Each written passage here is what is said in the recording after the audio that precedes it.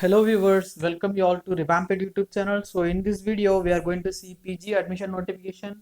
Here the university is Central University of Kashmir. So you can see that there is MTech Information Technology 25 seats, MA English 44 seats, MA in Urdu 44 seats, Master of Tourism and Travel Management MTTM. So here comes 44 seats are there. So MCOM 44 seats, MA Convergent journalism. So 37 seats are there. So you can see that MA or MSc mathematics, though there are 50 seats are there. So you can see that MA in economics, there are 44 seats, and then MA political science 44 seats. So LLM there is 10 seats. So LLM is a master of law.